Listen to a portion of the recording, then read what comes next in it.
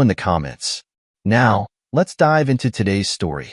Jason Hawthorne's boots hit the gravel driveway with military precision as he stepped out of his black Ford F-150. 23 years of Marine Corps training had ingrained in him an awareness of his surroundings that bordered on paranoia. The ranch house stood quiet, too quiet. No TV noise, no kitchen sounds, nothing that would indicate his wife Audrey was home, despite her car being parked in its usual spot. He checked his watch, 2:15 p.m. She should be preparing for her book club meeting, which she'd mentioned during their brief phone call yesterday. The book club that, according to his mental notes, had shifted from Thursdays to Tuesdays, then back to Thursdays, with no clear explanation. Inside, Jason moved through the house with the same calculated efficiency that had kept him alive through 3 tours. The kitchen counter held a half-empty coffee mug, lipstick stains on the rim, Audrey's favorite shade. A novel lay nearby, its spine uncracked. Strange for someone hosting a book club tomorrow. His phone buzzed. Cole Davidson's name flashed on the screen. Hawthorne, Jason answered, his voice carrying the commanding tone that had once directed Marine Scout sniper teams. "Got a minute, Captain?" Cole's voice held an edge Jason recognized from their days in combat, the tone that preceded bad news. "Shoot, remember that surveillance job I mentioned? The one near Thompson Falls?" Cole paused.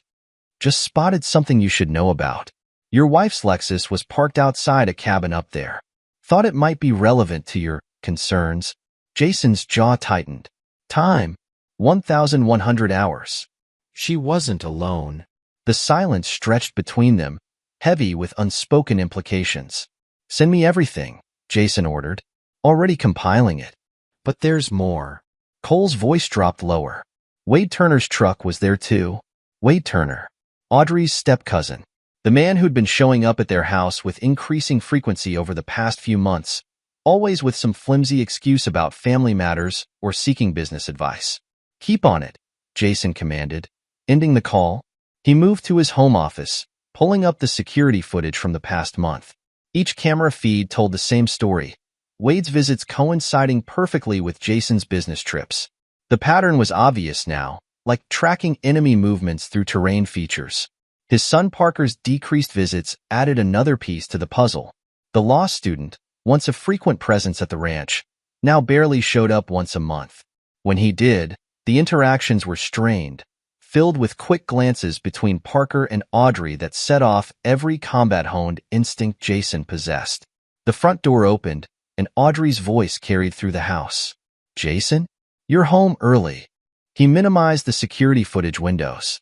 In the office, she appeared in the doorway, her designer outfit perfectly pressed, not a hair out of place. Too perfect for someone who'd supposedly been at home all day. "I thought you weren't due back until tomorrow," she said, her smile not quite reaching her eyes. "Plans changed." Jason leaned back in his chair, studying her with the same intensity he'd once used to assess potential threats in war zones. "How was your day?" "Oh, just getting ready for book club. Trying to finish the novel." She gestured vaguely toward the kitchen. "The novel with the uncracked spine." Jason nodded, keeping his face neutral. "Wade stopped by recently?" A micro-expression flickered across Audrey's face, something between fear and surprise. "No. Why do you ask?" "Thought I saw his truck in town."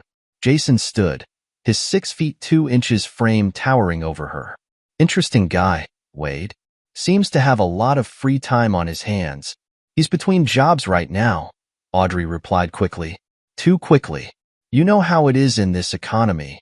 "Do I?" Jason moved past her, deliberately invading her personal space. She stepped back instinctively.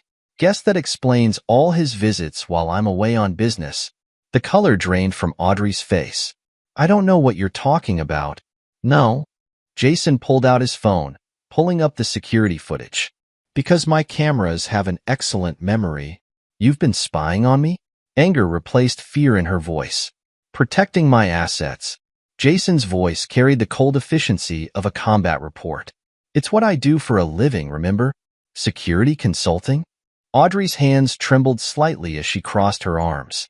"I don't have to justify my visitors to you. Wade is family." "Family." Jason's laugh held no humor. Is that what we're calling it now? What exactly are you implying? Nothing yet. Jason moved to the door. But I will be. Count on it. He left her standing in his office, her perfectly manicured nails digging into her arms. In the kitchen, he picked up the unread novel, examining its pristine condition. His phone buzzed again, Cole sending the first batch of surveillance photos. Jason opened them methodically, each image confirming what his instincts had been screaming for months. Parker's number appeared on his phone.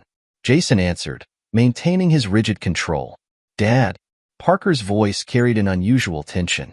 Mom just texted me. Said you're acting strange. Did she? Jason's voice remained neutral. Interesting timing. What's that supposed to mean? You tell me, son. Been pretty scarce around here lately. Law school keeping you that busy? A pause. You know how it is. Finals coming up. Finals. In October? Another pause, longer this time. Look, I've got study group. We'll talk later? Count on it. Jason ended the call, his mind already formulating plans with military precision. He pulled up Cole's number. Need you to dig deeper. Everything on Wade Turner for the past 7 years. Financials, movements, communications. Everything. Already on it, Captain. But there's something else you should know. Cole's voice carried a weight that made Jason's combat instinct surge. The cabin? It's been in Wade's family for decades. And based on the patterns I'm seeing, this didn't start recently. We're looking at years, not months. Jason's free hand clenched into a fist. How many? Preliminary estimate? At least 5. Maybe more. 5 years. Which meant while he was deployed on his final tour, serving his country, his wife had been, "Give me everything," Jason ordered. "Every detail, every meeting, every dollar spent. I want it all. What are you planning, Captain?" Jason glanced toward his office, where Audrey was probably already making more calls, trying to control the narrative. "What I do best, Cole. Strategic elimination of threats." He ended the call and moved to his gun safe, checking the security. Everything in place, combination unchanged. But something felt off about the way the dial had been positioned. Someone had been testing it, trying to figure out the combination. The pieces were falling into place, forming a pattern as clear as enemy movements on a tactical map. Now it was just a matter of timing, of waiting for the right moment to strike. Jason Hawthorne hadn't earned his reputation as one of the Marine Corps' most effective combat leaders by acting rashly. He'd wait, gather intelligence, and when the time came, he'd strike with the same ruthless efficiency that had earned him those 2 Purple Hearts. The ranch house fell silent again, but this time Jason welcomed it. It was the silence of the hunter, not the hunted, and he'd learned long ago in combat. The deadliest predators were the ones you never heard coming. The surveillance photos landed on Jason's desk with the weight of a court-martial verdict. Cole Davidson stood at parade rest, watching his former commanding officer examine each image with methodical precision. Timeline. Jason's voice carried the same tone he'd used during mission briefings, devoid of emotion. Cole pulled out his notebook. First confirmed meeting at the cabin was 5 years and 3 months ago. 2 weeks after you deployed for your final tour. Jason's fingers tightened on the edge of the photos. Continue. Regular pattern established within a month. Every Tuesday and Thursday while you were deployed. After your retirement, they adjusted to match your business travel schedule. Cole flipped a page. Wade started making regular deposits into an offshore account around the same time. Amounts varying between $5,000 and $10,000. Source. Your family trust. The one you set up for Parker's education. Cole placed another document on the desk. Audrey had access as a trustee. She's been siphoning funds, transferring them through 3 different shells before they land in Wade's account. Jason stood, moving to the window overlooking the Montana landscape. Parker's involvement? Complicated. Cole pulled out more papers. Found text messages between him and Audrey discussing the cabin meetings. He's known for at least 3 years. Show me. Cole handed over a tablet, messages already pulled up on the screen. Jason scrolled through them, his expression hardening with each swipe. Mom, Dad almost caught Wade leaving yesterday. You need to be more careful. Parker, 18 months ago. Don't worry, honey. Your father's too busy with his precious security business to notice anything. Audrey's reply. What if he checks the trust fund? My tuition payment is late again. Parker. Wade's handling it. Remember, we're family. You're real family. Audrey. Jason's hand tightened on the tablet. Real family? Cole hesitated. There's more, Captain. DNA results came back this morning. The tablet creaked under Jason's grip. Percentage? Zero match. Parker. He's not yours. The tablet shattered against the wall, pieces scattering across the hardwood floor. Jason's voice, when it came, carried the cold precision of a sniper's calculation. Time frame. Based on genetic markers and Wade's medical records. Cole paused. 23 years. Parker was never enough. Jason moved to his safe, spinning the combination with practiced efficiency. Text messages between Wade and Audrey. All of them. Cole pulled up another file. Most are coded, but we broke the pattern. They used book club titles as references for their meetings. Jason removed a stack of documents from the safe. The latest. Last night, after your conversation with Audrey, Cole read from his notes. He knows something. Need to move faster. Wade's response. Time to implement Plan B, kids on board. Jason's laugh carried no humor. Plan B. Always have a contingency. He placed the documents on his desk, their prenuptial agreement, trust fund paperwork, and military records. They're planning something. Timeline. Based on message frequency and recent withdrawals? Cole checked his data. Within 48 hours. Good. Jason moved to his security system, pulling up the camera feeds. They'll move at night. Easier to explain accidents in the dark. Cole shifted uncomfortably. What's the play, Captain? You still carry that backup piece? Always. Good. Jason checked his watches, both of them. Audrey takes sleeping pills. Knocks her out by 2200 hours. She'll be under when we move. Sir. Cole hesitated. This needs to be legal. Clean. Jason turned, his eyes carrying the same cold focus that had made him legendary in combat. Everything I do is legal, Cole. That's why I win. He moved to his desk, pulling up his laptop. Security camera footage played across the screen. Audrey making calls. Wade's truck pulling into a nearby gas station. Parker's car leaving his law school parking lot. They're converging, Cole noted. Not yet. Jason pointed to the timestamps. They're establishing alibis first. Amateur work. The sun began to set outside, painting the Montana landscape in deepening shadows. Jason moved through the house with practiced efficiency, noting every creaking floorboard, every blind spot in the camera coverage. You've got proof of the embezzlement? He asked. Cole nodded. Documented and verified by 3 separate forensic accountants. The trust fund theft alone is enough for federal charges. The affair? 5 years of photos, videos, and hotel receipts. Plus the DNA test results. Jason checked his watch again. Time to wake Sleeping Beauty. He moved to the master bedroom, where Audrey lay in chemical-induced slumber. Her designer pajamas and perfectly applied, sleeping, makeup told their own story. The suitcases hit the floor with military precision. 1, 2, 3. The sound brought her awake with a start. Jason? What's happening? He tossed the surveillance photos onto the bed. They scattered across the expensive sheets like damning confetti. Get out. She blinked at the photos, recognition dawning in her eyes. I can explain. 5 years. His voice could have frozen hell itself. While I was deployed. While I was serving my country. You and Wade. Jason, please. The trust fund theft. Parker's real parentage. All of it. He pointed to the suitcases. You have 5 minutes. She sat up, anger replacing fear. This is my house too. You can't just. 4 minutes. He held up the prenuptial agreement. Infidelity clause. Section 3, paragraph 4. The house is mine. Everything is mine. I'll fight you, she snarled. I'll take everything. Jason's laugh carried decades of combat experience. With what evidence?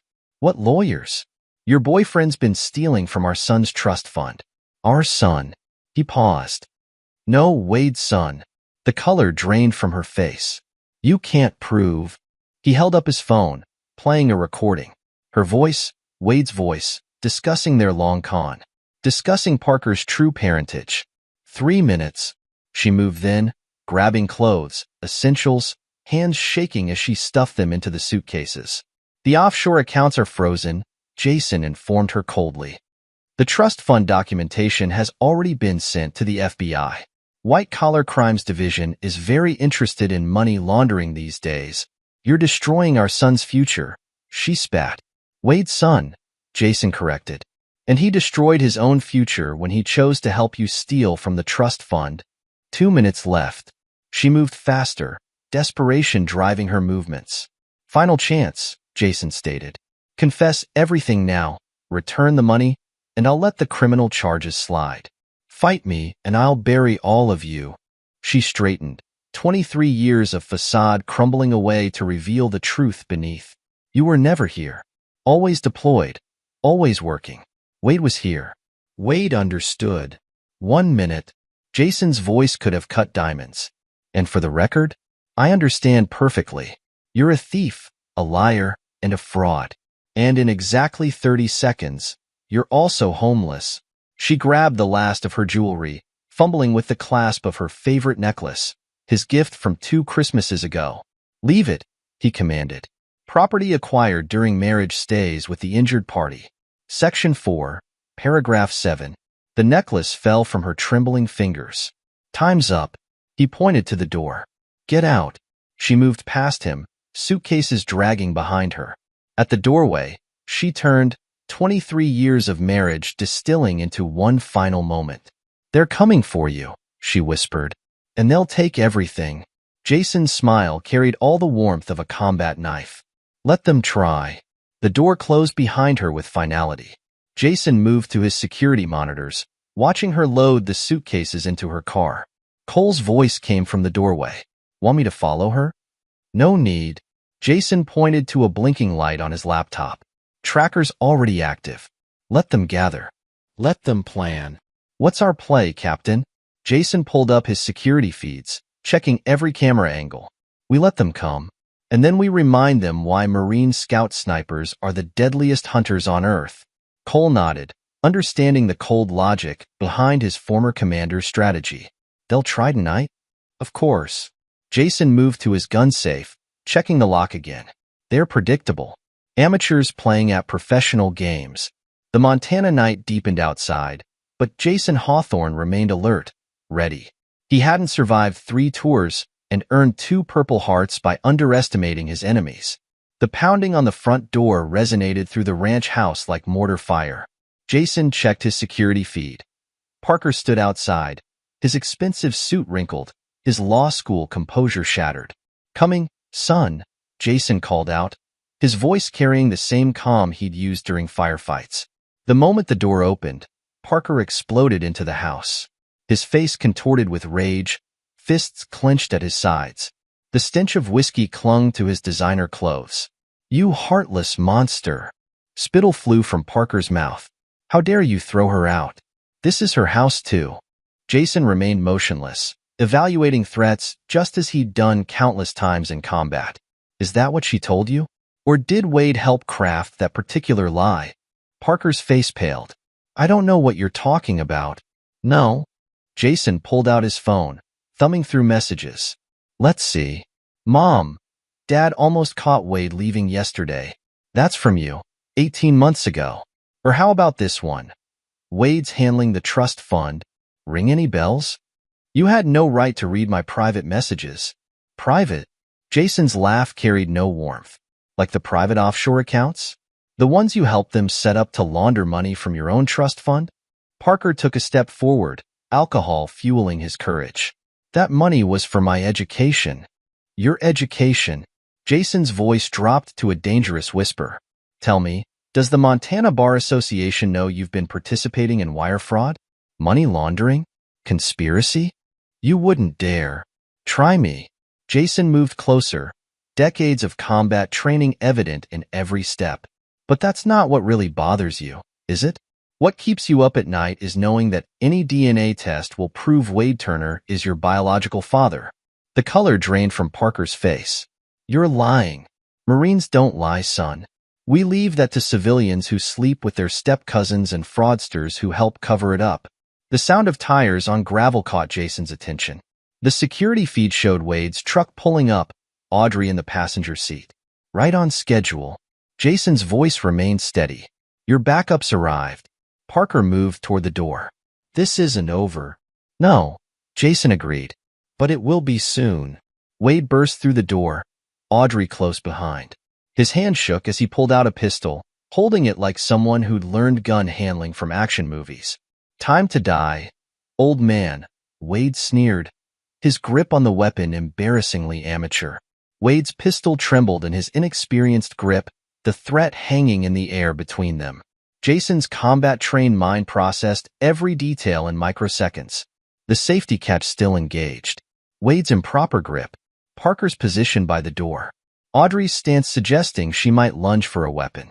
15 years of Marine Corps training surged through Jason's muscles. His body moved with the fluid precision that had kept him alive through 3 combat tours. Before Wade's shaking finger could find the trigger, Jason closed the distance. A precise strike to Wade's wrist sent shockwaves through the would-be shooter's arm. The pistol flew from his grip as Jason's elbow connected with his temple. Wade crumpled to the ground, the weapon clattering across the floor. Dad, stop. Parker's voice cracked with panic. Jason's peripheral vision caught Parker's movement toward the gun safe.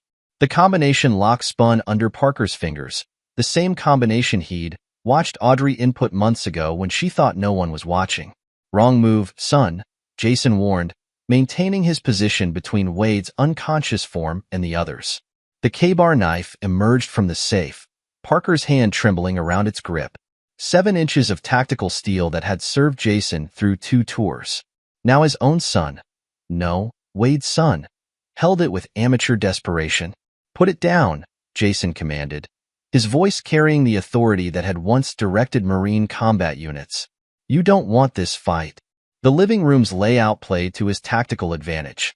The heavy leather sofa provided a natural barrier to his left. The sturdy coffee table created an obstacle to his right. Each piece of furniture offered both cover and constraints for movement, just like the urban combat scenarios he'd mastered in the Corps. 30 seconds. That's all he needed. Audrey's heels clicked against the floor as she edged toward the fallen pistol. Jason tracked her movement without turning his head, using the room's layout to his advantage. The living room provided optimal maneuvering space, each piece of furniture becoming a tactical position. Parker, Audrey called out, her voice tight with desperation. The gun. Jason's boot slammed down on her reaching hand, applying calculated pressure, enough to immobilize, not enough to break. Her cry of pain echoed through the room. That's my mother.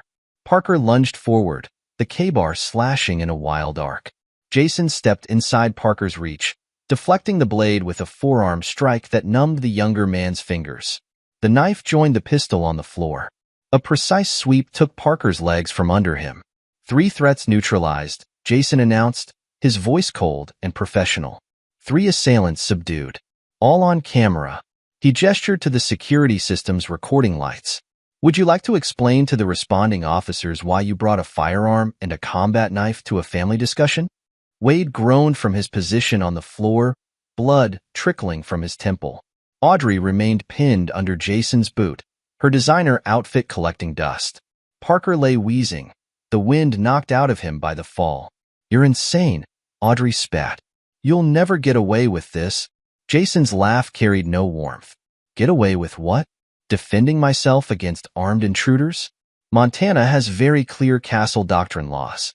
But please, explain to the judge why you brought a gun to my house. It wasn't supposed to be like this, Parker gasped, struggling to sit up. No. Jason increased the pressure slightly on Audrey's hand. Tell me how it was supposed to go. Wade shoots me. Makes it look like a break-in gone wrong? You collect the insurance, split my assets 3 ways? You don't understand, Audrey pleaded. We're family. Family. Jason's voice could have frozen hell itself. Family doesn't steal from trust funds. Family doesn't plot murder. And family sure as hell doesn't fake paternity for 23 years. The sound of approaching sirens cut through the tension. Cole must have called them when he heard the confrontation start. Last chance, Jason offered, his tone suggesting he didn't care which option they chose. We can do this the easy way or the hard way. Your choice. Wade's eyes fluttered open, unfocused from the concussion. You attacked us? Really? Jason nodded toward the security cameras. The same cameras that recorded you drawing a weapon? That caught Parker stealing a combat knife from my safe?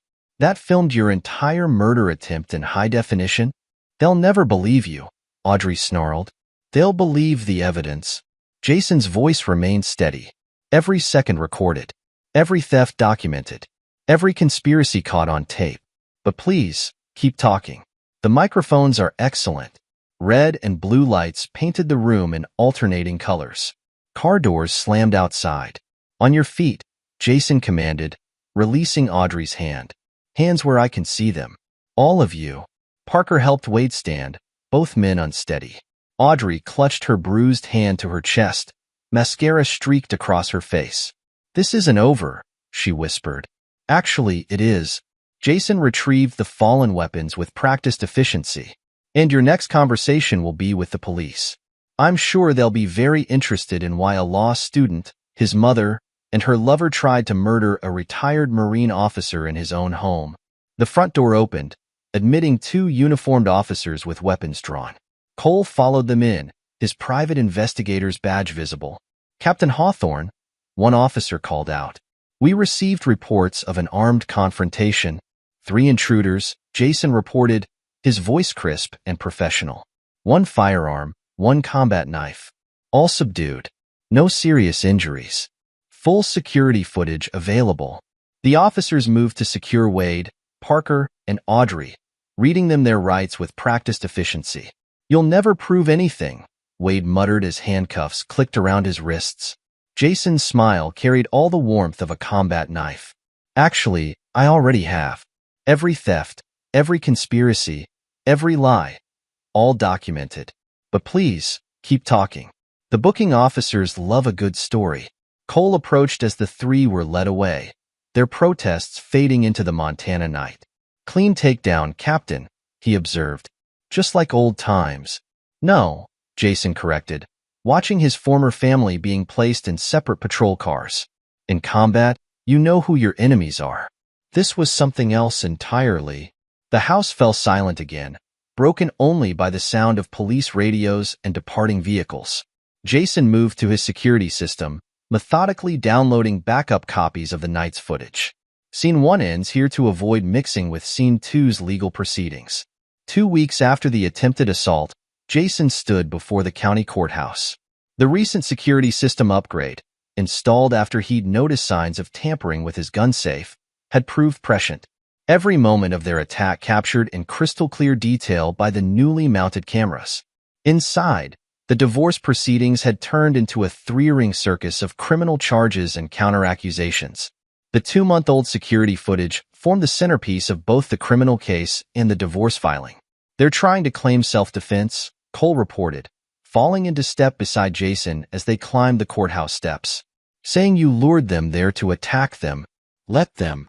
Jason straightened his tie, the same precision in his appearance that had once earned him commendations in the Corps. The security footage tells a different story. Their footsteps echoed through the marble corridors as they approached courtroom 3. Inside, Audrey's expensive lawyer waited with a stack of documents that would have intimidated a lesser man. Mrs. Hawthorne is prepared to settle, the lawyer announced as they entered. Half the business, the house, and full custody of all accounts. Jason's laugh cut through the pretense. Counteroffer. She walks away with her personal belongings, as per the prenuptial agreement. Section 4, Paragraph 7. The one she signed 23 years ago. That agreement is contestable, the lawyer protested. Given the length of the marriage, given the evidence of her crimes, Jason interrupted, she should consider herself lucky I'm not pursuing additional charges. Cole placed a thick folder on the conference table. Security footage from the attack. Bank records showing systematic theft from the family trust. DNA test results proving Parker's true paternity. Would you like me to continue? The lawyer's face paled as he flipped through the documents. These records are all admissible, Jason finished, along with the attempted murder charges currently being processed by the DA's office. But please, tell me more about how she deserves half my business. Audrey burst into the room, her designer outfit unable to hide the strain of recent weeks in county jail. You bastard. You're trying to destroy me. No, Jason corrected calmly. You destroyed yourself. I'm just providing the evidence. Evidence? She laughed hysterically. You set us up. You knew we were coming that night. Of course I knew. Jason's voice carried the same tone he'd used briefing combat missions. I also knew about the offshore accounts, the trust fund theft, the fake paternity. Would you like me to continue? Her lawyer grabbed her arm. Mrs. Hawthorne, please. He has nothing, she shouted. It's all lies. Jason nodded to Cole, who activated a laptop. Audio filled the room. Audrey's voice discussing their murder plot with Wade, recorded by the security system she'd never noticed. The cameras went in 2 months ago, Jason explained as her face crumbled. Right after Cole spotted your car at the cabin. High-definition video, professional-grade audio. The DA's office was quite impressed. You can't, her lawyer started. I can and I have. Jason pulled out another document. Full forensic audit of the trust fund. Every dollar tracked, every transaction documented. The FBI's Financial Crimes Unit has copies. Would you like to explain the money laundering to them? Audrey collapsed into a chair, her facade finally cracking. What do you want? Nothing. Jason's voice could have frozen fire. You get what the prenup specifies, your personal belongings. Nothing more. The house is mine, as is the business, as is every account you tried to drain. He stood, straightening his jacket with military precision. You have 24 hours to sign the papers. After that, I stop being generous. Generous? Her laugh bordered on hysteria. You're leaving me with nothing. No, Jason corrected. I'm leaving you with exactly what you earned. Would you prefer I pursue the maximum sentences for attempted murder, conspiracy, and fraud? Her lawyer cleared his throat. My client needs time to consider. She has 24 hours. Jason moved to the door. The criminal charges proceed either way. Her choice if she wants to fight a losing civil battle too. In the corridor, Cole fell into step beside him. That was cold, Captain. No, Jason disagreed. Cold would be ensuring she serves the maximum sentence for each charge. This is merely efficient. Parker's lawyer called, Cole reported. Wants to make a deal. No deals. Jason's voice carried absolute finality. He chose his side. Now he faces the consequences. He's technically your son. He's technically nothing. Jason stopped, fixing Cole with the same stare that had once frozen enemy combatants. He's Wade's biological child, Audrey's co-conspirator, and an attempted murderer. The only thing he gets from me is a fair trial. Back in the main lobby, reporters waited with cameras and microphones. Jason moved through them with combat-honed efficiency, ignoring questions about the society scandal of the year. Any comment on the charges? One reporter shouted. Justice, Jason replied without breaking stride, is its own comment.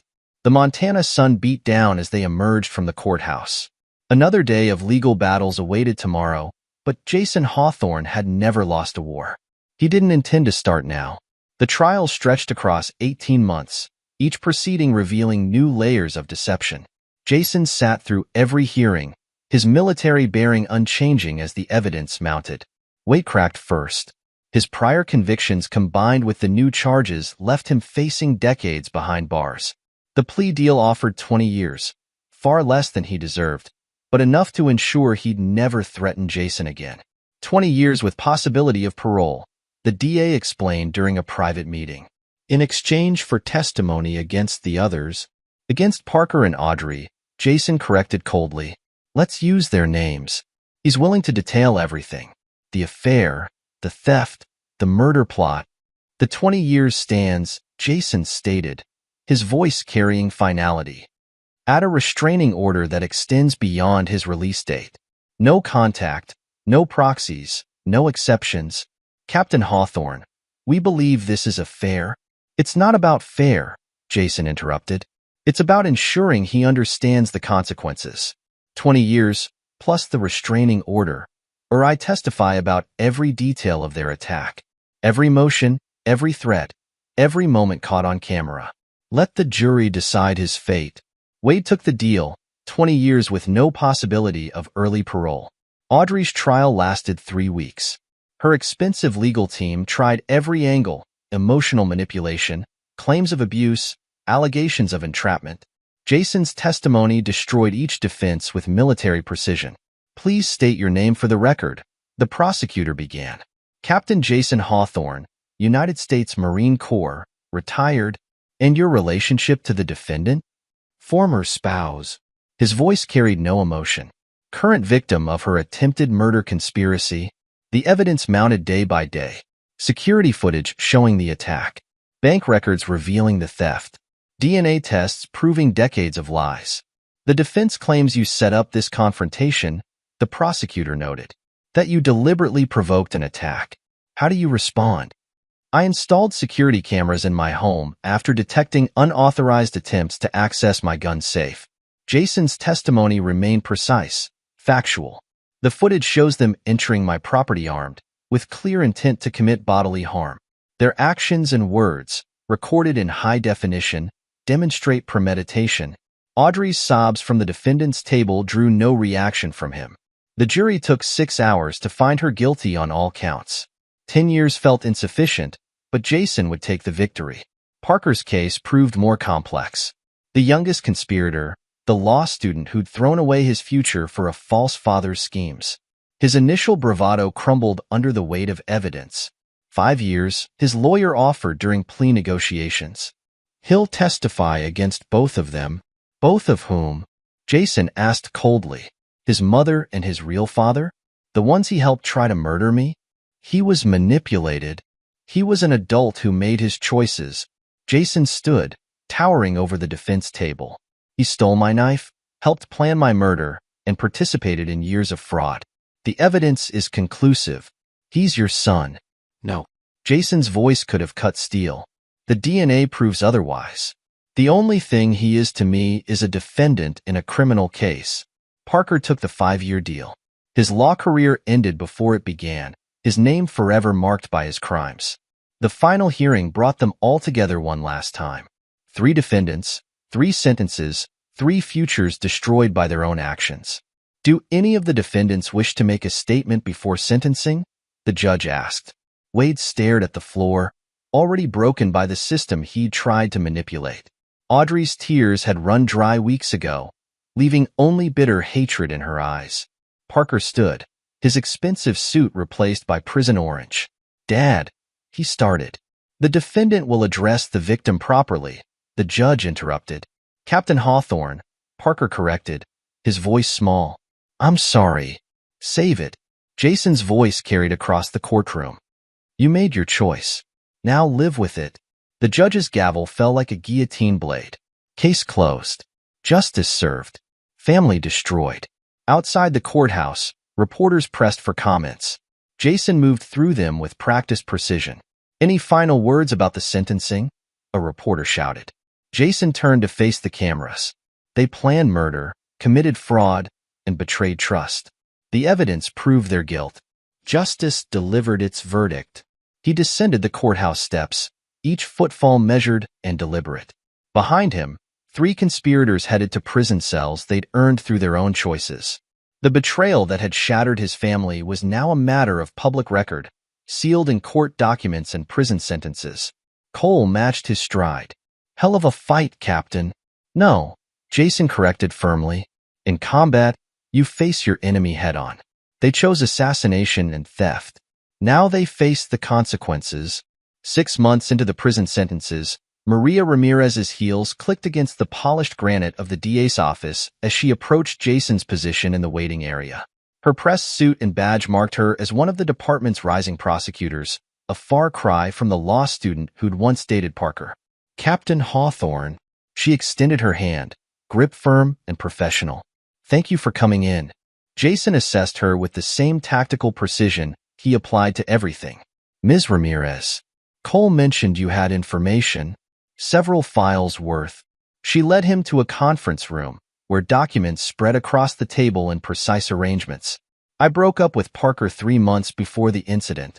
What I found in his apartment made me sick. Details. Jason's command carried no question mark. Maria pulled out a laptop, opening files with practiced efficiency. Financial records. Communications. Plans. She turned the screen toward him. Parker was running point on multiple frauds, not just the trust fund scheme. The documents revealed a pattern stretching beyond Jason's family. Other victims, other accounts, other lives destroyed by Wade and Audrey's machinations. Why come forward now? Jason's question cut through the data. Maria's spine straightened. Because I'm a prosecutor and I believe in justice. But mostly because I watched them try to destroy a good man for money. She pulled out more files. This is everything I collected before and after we broke up. Names, dates, accounts. The DA's office knows you're sharing this? They authorized it. She tapped the badge on her belt. We're building cases for the other victims. Your evidence helped crack it open, but there's more. Much more. A knock at the door interrupted them. Rebecca Turner entered, her resemblance to Wade evident in her features, but not her bearing. Where Wade had projected false charm, his sister carried herself with the weight of long-held suspicions finally confirmed. Captain Hawthorne. Rebecca's voice held no familial warmth. I've been waiting 20 years to help bring my brother to justice. Jason's eyebrow raised fractionally. Explain. Rebecca placed her own stack of files on the table. Wade's been running cons since high school, always targeting families, always using relationships to get close. She met Jason's gaze directly. I tried warning people, but he was convincing. Until now. The cabin, Maria interjected. It wasn't just for the affair with Audrey, was it?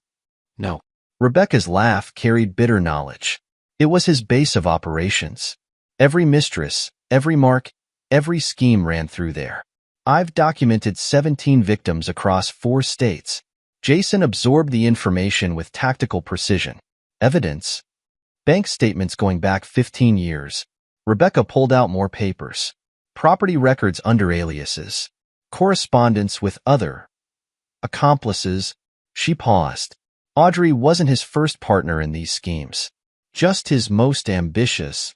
And his most ruthless, Maria added, pulling up more files. The attempt on your life wasn't spontaneous, Captain.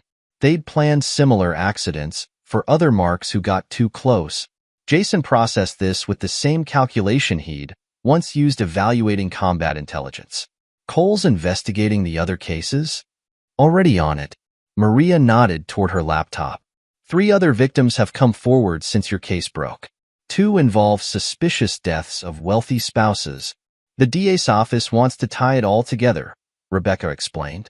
Use your case as the cornerstone to bring down the entire operation. Jason studied the evidence before him, each document revealing new layers of betrayal. You're both taking risks coming forward. Worth it. Maria's response came quick and firm. They tried to murder a decorated Marine officer. That makes it federal. And personal, Rebecca added. My brother's actions destroyed families, ruined lives. Someone needs to stop him.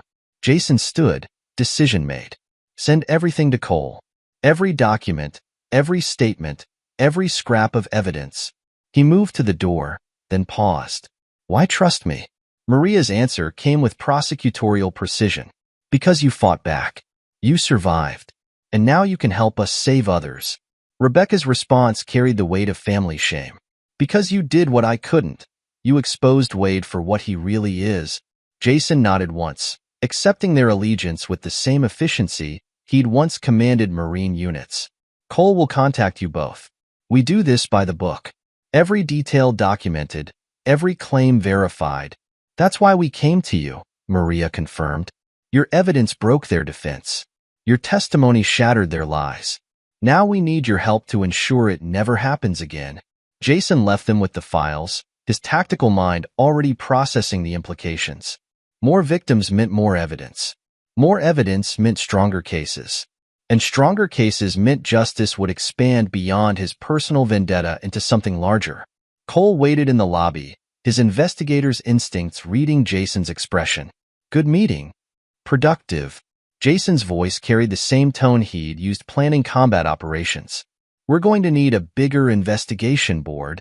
Already ahead of you, Captain." Cole fell into step beside him. Wade's sister reached out to other victims. 3 more cases in Montana alone. Expand the search. For state radius. Focus on wealthy marks with complex family situations.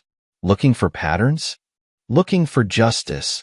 Jason's response carried tactical finality. "They tried to destroy my family. Now we destroy their entire operation." Outside, the legal machinery began grinding into motion. Maria's evidence combining with Rebecca's testimony to build a case that would extend far beyond one family's betrayal. The hunt was on, and Jason Hawthorne had never failed to complete a mission. Prison phone calls carried a particular hollow quality, the audio compressed and monitored. Cole's recording device captured every word as Audrey's voice crackled through the speaker. "Wade, they're connecting the Henderson case." Her tone carried panic rather than her usual calculation. "Maria's working with Jason. They know about Florida." "Shut up." Wade's response came sharp and desperate. "They're recording everything." "Too late," Cole muttered, noting timestamps and references. Jason stood beside him, listening as years of schemes unraveled through desperate conversations. The evidence mounted daily. Maria's prosecution files combined with Rebecca's documentation revealed a pattern spanning decades. Each case followed the same template: wealthy targets, family infiltration, mysterious accidents. Phone logs from the cabin. Cole spread printouts across Jason's desk. They coordinated with at least 4 other teams across state lines. Makes it federal jurisdiction. Jason examined the data with combat-honed focus. Targets? All similar profiles. Successful professionals, complex family situations, substantial assets. Cole pulled up more files. They specialized in creating divisions, exploiting vulnerabilities, like they did with Parker, Jason noted, his voice carrying no emotional weight for the name. "Speaking of," Cole hesitated. Monthly letter arrived from the prison. Jason didn't even glance at the envelope. "File it with the others. Evidence only." The letter joined dozens of others, each one cataloged and stored as potential evidence. Parker's attempts at reconciliation earned the same response as his legal threats: tactical silence. A knock interrupted their review. Maria entered, carrying new files. "Captain Hawthorne, we found the money." Jason's attention shifted with military precision. Location? Cayman accounts, routed through shell companies. She spread banking documents across the desk. Rebecca helped us track the transfers. Every victim's money, filtered through the same system. They weren't just stealing from the trust fund, Cole added. They were using it to launder other victims' assets.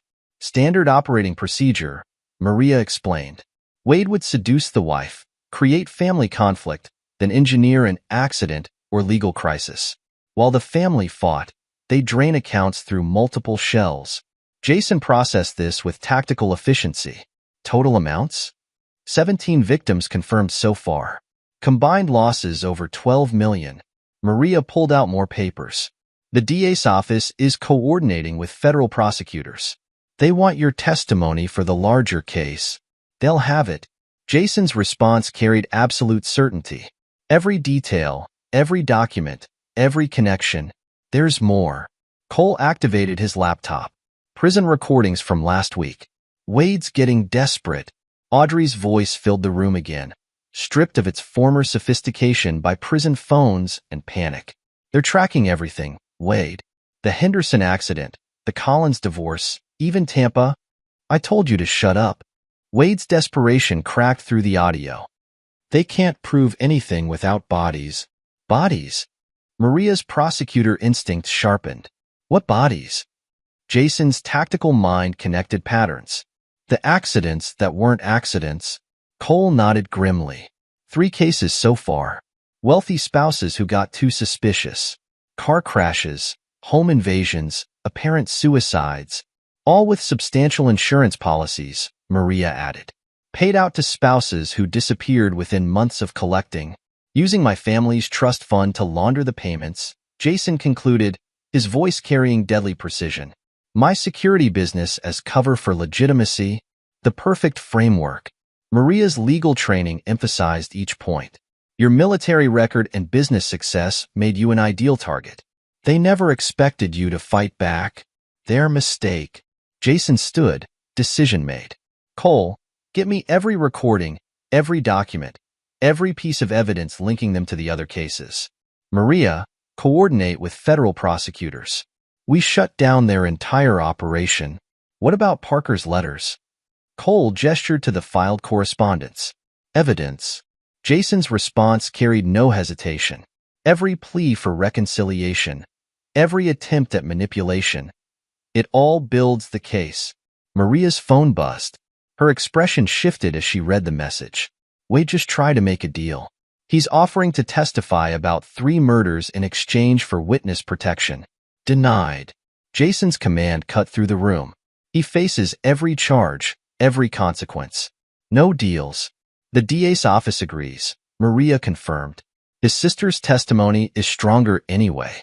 She has documentation going back 20 years.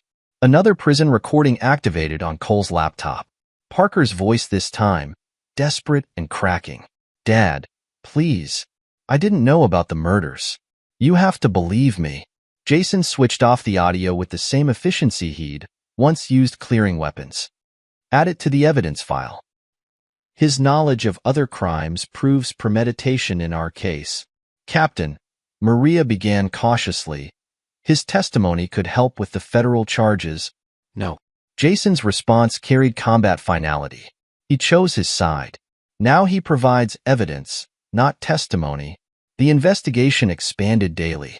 Each recorded call, each documented transfer, each piece of evidence revealing new layers of criminal enterprise. Wade and Audrey's attempt to destroy Jason's family had exposed a decades-long operation of fraud, theft, and murder. Justice was no longer about personal vengeance. It had become a tactical operation to dismantle an entire criminal network. 2 years after the sentencing, Jason's security consulting firm had evolved. What began as standard protection services now specialized in defending against complex financial frauds and family infiltration schemes. Another case closed. Grace Matthews, the sheriff who'd handled the original arrests, placed a case file on Jason's desk. Her transition from law enforcement to private security had brought tactical advantages to both their professional and personal lives. Details. Jason's query carried his standard precision. Similar pattern to Wade's operation. Wealthy target, family divisions, suspicious accidents. She tapped the file. Except this time, we caught them before anyone died.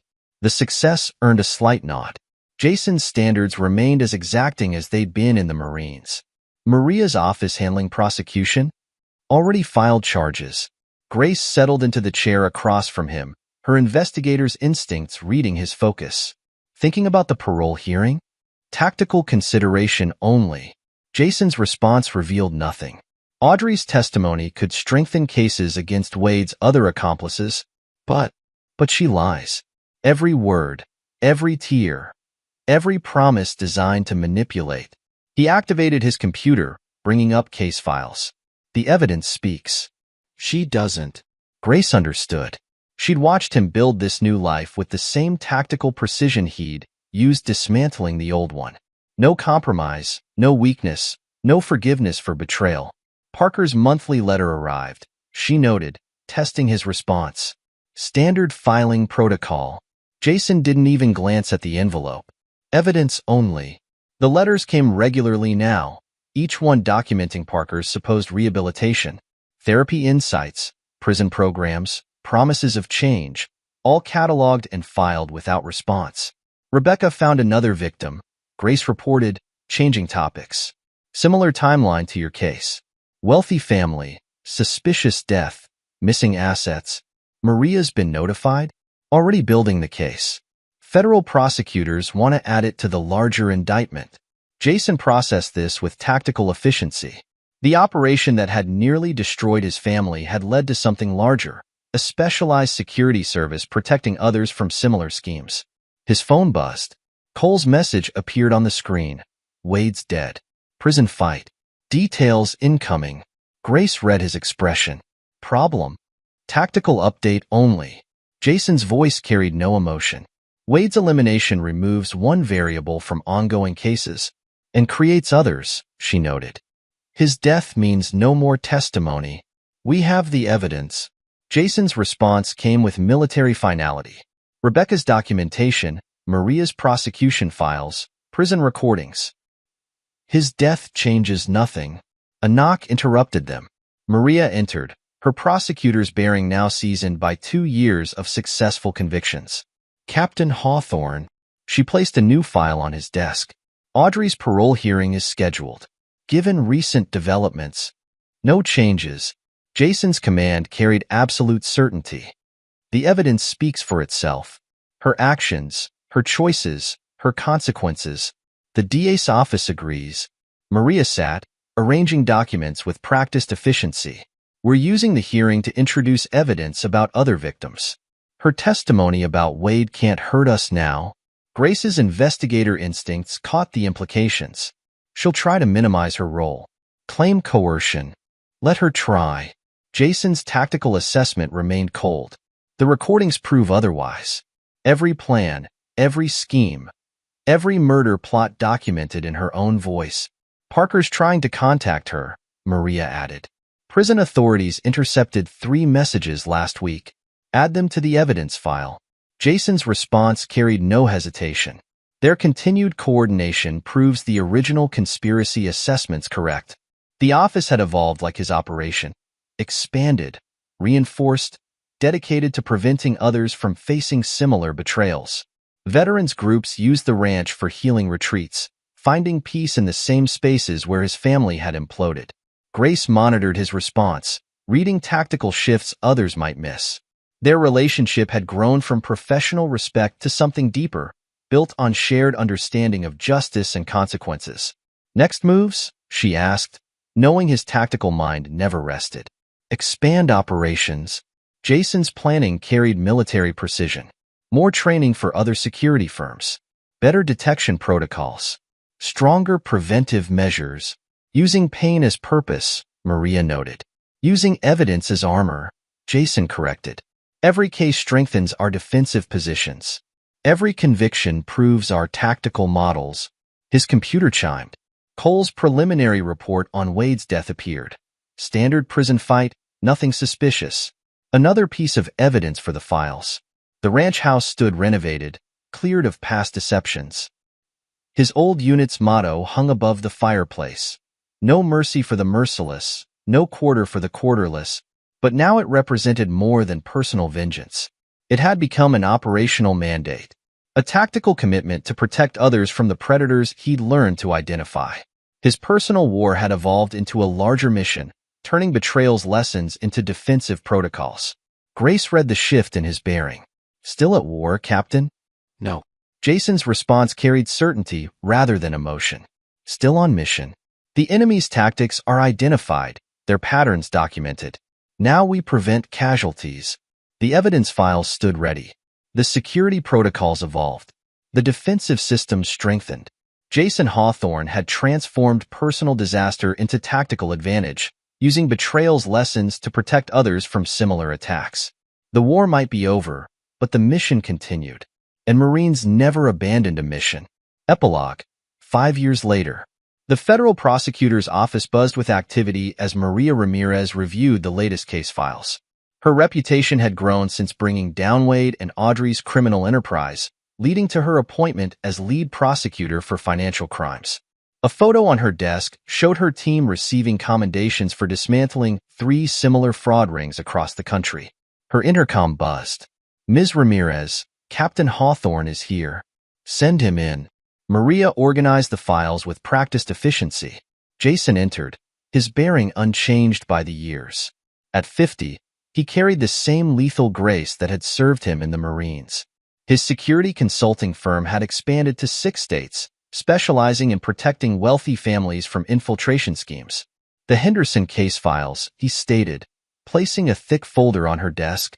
3 more victims identified. Maria nodded, adding them to her collection. That brings the total to 32. Wade and Audrey's operation was bigger than we thought. Speaking of Audrey, Jason's voice carried no emotion for the name. How did the second parole hearing go? Denied. Maria's satisfaction showed in her slight smile. The board wasn't impressed by her rehabilitation, especially after we presented evidence of her continuing attempts to contact outside conspirators. Prison hasn't changed her, Jason observed clinically. Still trying to manipulate the system. She'll serve her full 10 years. Maria pulled up digital records. Her cellmate reported she still brags about the schemes. Claims she would have succeeded if Wade hadn't gotten sloppy. Typical narcissist response.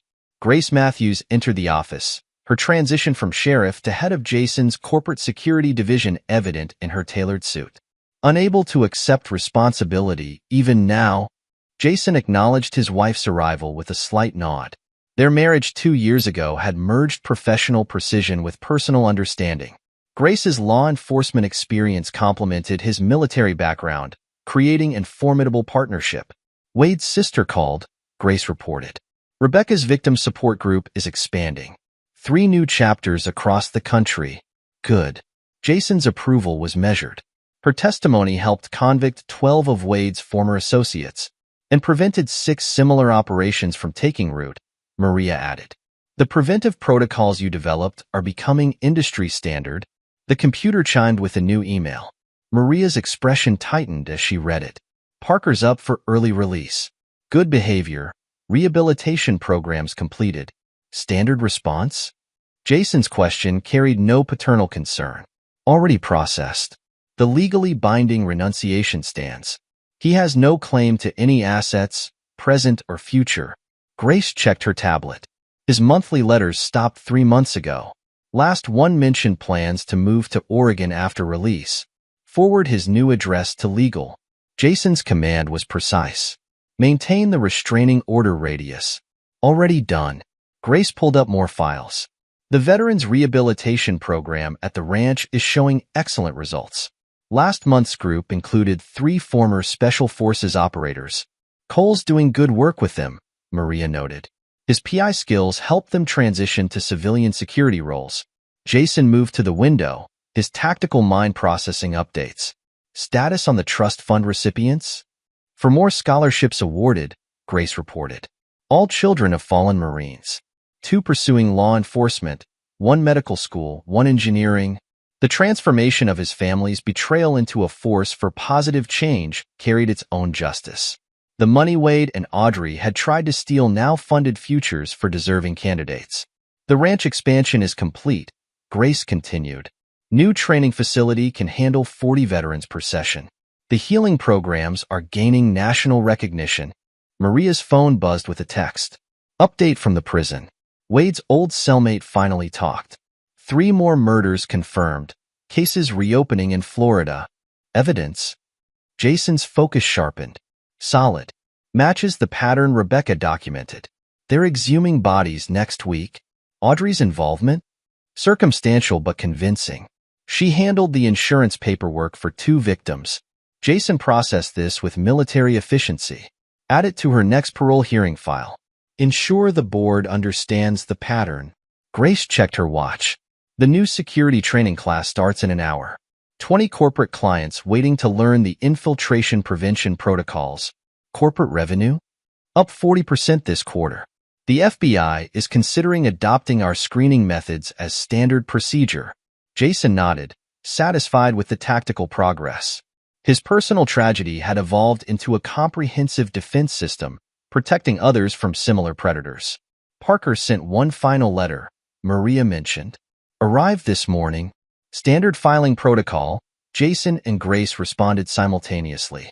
The evidence room down the hall held 5 years of Parker's correspondence. Each letter cataloged and stored, building a documentation trail that prevented any future legal challenges. The DA's office completed its review of Audrey's prison communications, Maria added. She's still trying to contact former associates. 3 attempts to establish new schemes from inside. Expected behavior pattern. Jason's assessment was clinical. Forward the transcripts to the parole board. Grace's tablet displayed new alerts. Rebecca's testimony helped close the Tampa case. 3 more conspirators indicted, 2 pleading guilty. Sentencing? Federal guidelines. Minimum 15 years each.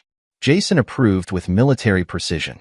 The network that had nearly destroyed his family now lay in ruins, its members scattered across federal prisons. The ranch hosts the next veterans retreat next week, Grace noted. 4 former Marines, 3 Army Rangers, 2 Navy SEALs, all dealing with similar betrayals. Expand the program, Jason decided. Double the capacity for next quarter.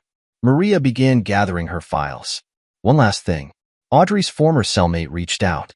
Says Audrey still talks about returning to Montana after release. She won't. Jason's certainty carried absolute finality. The restraining orders are permanent. The evidence files are complete. Every move she makes will be documented and countered. Grace touched his arm lightly, the only person allowed such familiarity. The security protocols are solid. No one gets past our screening now. The office fell quiet, each person processing their role in the ongoing mission. Maria's prosecutions protected the legal flanks.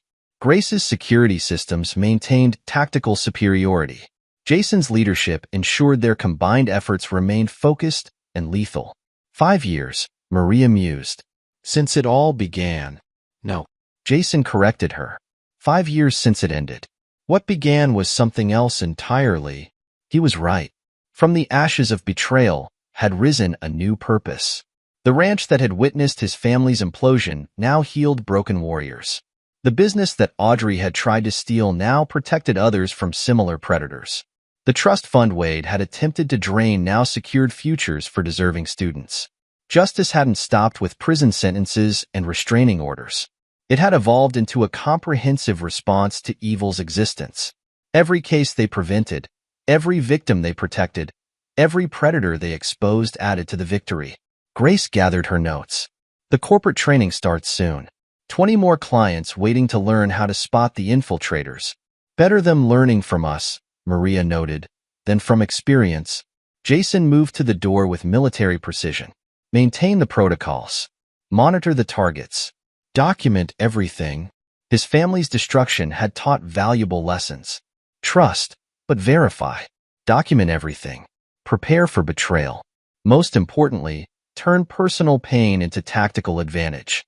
The office emptied, each person moving to their assigned duties.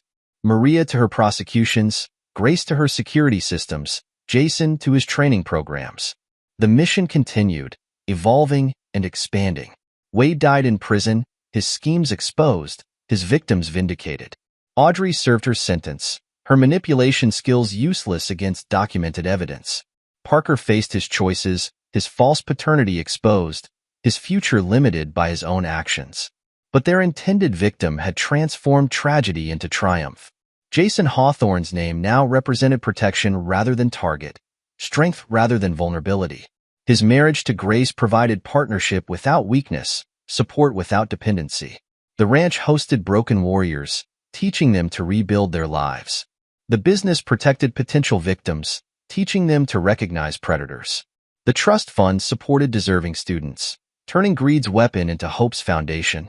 No mercy for the merciless still hung above the fireplace, but its meaning had evolved. Justice wasn't just punishment for past crimes. It was prevention of future ones, protection of potential victims, transformation of pain into purpose. The betrayers faced consequences far beyond prison terms. Their legacy became a warning, their methods exposed as teaching tools, their schemes transformed into case studies. They tried to destroy a Marine captain's life, but instead created an organization dedicated to destroying predators like themselves. Justice, Jason had learned, was best served not just cold, but comprehensively. Not just punishing evil, but preventing its spread. Not just winning the battle, but securing the future. The mission continued, and Marines never abandoned a mission. This is where our story comes to an end. Share your thoughts in the comments section. Thanks for your time. If you enjoy this story, please subscribe to this channel. Click on the video you see on the screen, and I will see you there.